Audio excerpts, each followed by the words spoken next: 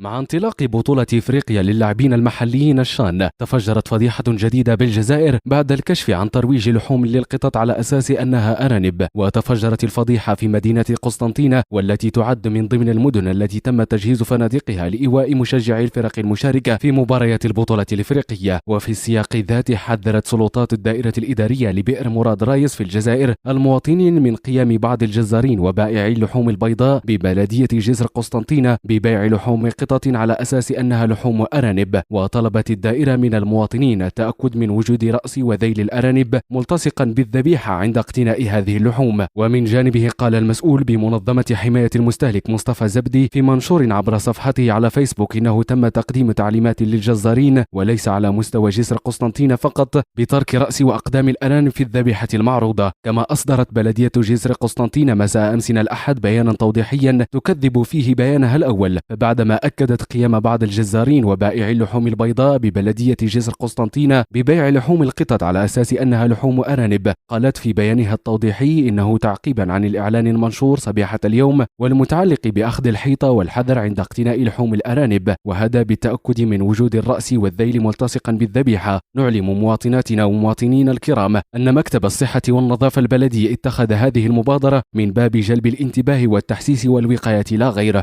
وقالت البلدية إن بيانهم الأول كان من منطلق تلقيهم منشورة تحذيرية من مديرية التجارة بخصوص هذا الموضوع ومواضيع أخرى ذات صلة، مشيرة إلى أنه لم يتم تسجيل أي حالة على مستوى تجار إقليم بلدية جسر قسطنطينة.